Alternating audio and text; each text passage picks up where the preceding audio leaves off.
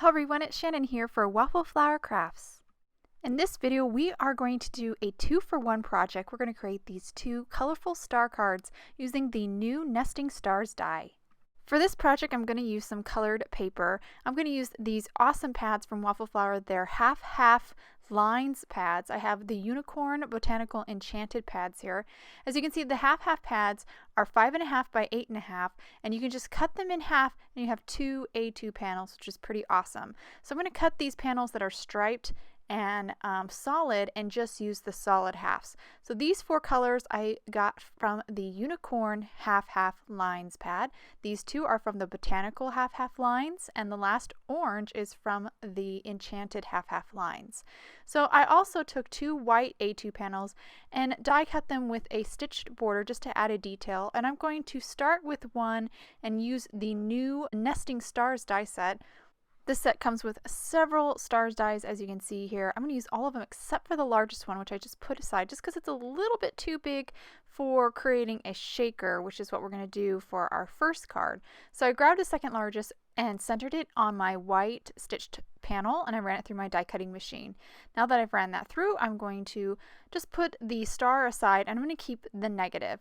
I'm going to grab my first panel, because I have these panels now in rainbow order, as you can see on the left, and I am going to position that star, the smaller star, right inside the larger one.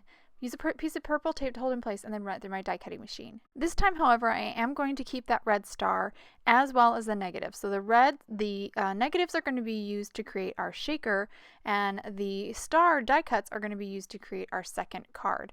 So I'm going to continue through this process, each time getting a smaller star, centering it in the negative from the panel before, and then running it through my die cutting machine. So I just finished with orange here. Now I'm going to use the orange panel and die cut this yellow or really chartreuse panel.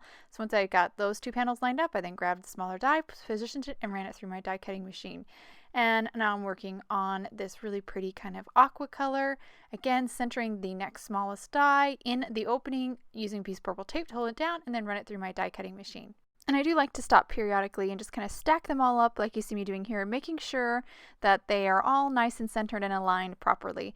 And once I did that check, I just continued on through the process. Die cutting this really pretty blue now with the next smaller, and then I'm moving on to this last piece of blue. This is the final panel I'm actually going to die cut, because the purple panel will be the back, so it won't be die cut with a star. So I just finished die cutting that last little tiny star, and now I'm ready to kind of stack them all up so you can see the beautiful transition or rainbow of colors here.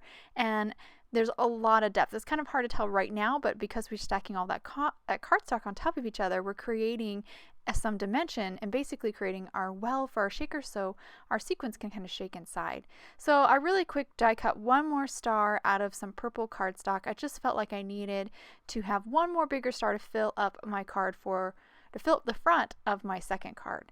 So now I'm going to kind of put together this shaker card. So I have an A2 panel of acetate here, and I'm going to first adhere this onto my white panel. I'm going to use a tape runner here and add tape all to the back side of my panel. The reason why this panel has grid lines on it is just because I'm recycling some white cardstock here. Once I get that covered with the adhesive, I'll just place it down on the acetate and then I'll set that aside. Now it's time to actually adhere all these negatives together. I'm going to start with the bottom, essentially start from the bottom and work my way up. Again, I'm using a tape runner here and just adding adhesive to the back side of each one of these colored panels and then just lining it up. I do think if I as you see, I'm kind of holding the panels upright when I do kind of line the panels up. I found that kind of helps to make sure the bottom is nice and square and I get my panels perfectly lined up. So that helped a lot. Again, just continuing to work my way through each one of these panels, building this well and creating the rainbow. I really like this technique. It's not the first time that I've created a shaker card using nesting dies and stacked cardstock.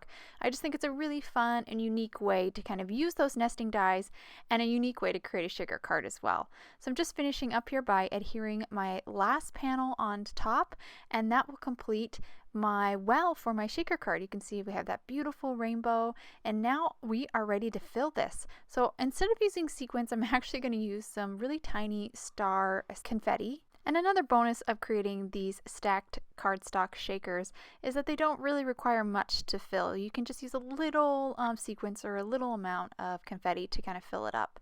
So I'm going to now add some adhesive to the back side of my front panel, and once I get that adhesive down, I can then kind of sandwich all that confetti inside my little shaker well, and that front is basically done. All I have left to do is a sentiment. You see we got a lot of pretty sparkle from those iridescent stars, and I just think it's a really fun shaker card. So now I'm going to move on to my stacked focal point. So I have all the stars that I die cut earlier, and I could just center these stars to create a more traditional stacked focal point, but I have been so inspired by Laura Basson's gorgeous stacked die cuts, and she kind of has these die cuts offset a little bit.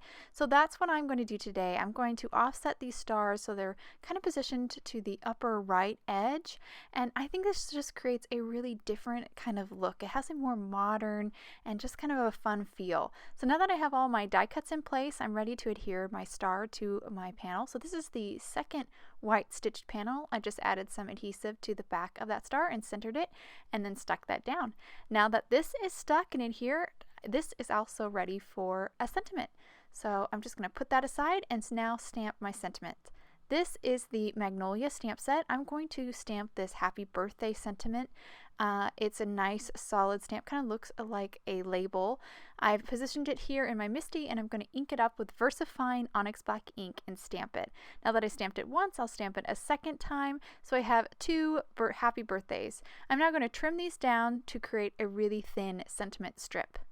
And now that my sentiments are done and ready to go, I'm ready to bring these cards all together. So I have two A2 top folding white card bases. The first thing I need to do is just add some liquid glue to the front of these and just adhere my panel. So I'm going to start with my shaker card, just center it and stick that guy down there. Nice thing about that liquid adhesive, it does give me a little bit of wiggle room to make sure I get that panel perfectly centered. I'm going to repeat this for my second card. So again, add that liquid adhesive and then grab my panel and just stick it right down onto the card front. With my panels now adhered, I'm now ready to stick my sentiments down. This first sentiment is basically going to go right over the stacked stars. So I really just needed a little bit of liquid glue in the center of the sentiment and then two little foam squares on the end to kind of support it, and that will complete that card. And for my shaker card, I'm just going to add foam squares all along the back side of my sentiment, then just remove the backing, and then I will position this directly onto the shaker window, and that will complete that card. And I'll hold these cards up to the camera so you get a good look at these 2-for-1s. Here is our shaker card. This is the one that started the whole process because I just love creating these negative stacked shakers. I think they're so fun. And this star is just, I couldn't resist doing it with these nesting star dies. And here's our fun like second or bonus card that we created with the leftover positives of the stars, and all stacked up a little bit to the side to kind of create a unique and modern look. I hope you guys enjoyed today's cards and video. If you'd like any more information on the products I used, please head over to Waffle Flower, and you can follow us on YouTube, Instagram, and Facebook for more creative ideas. Thanks for watching and have a wonderful day.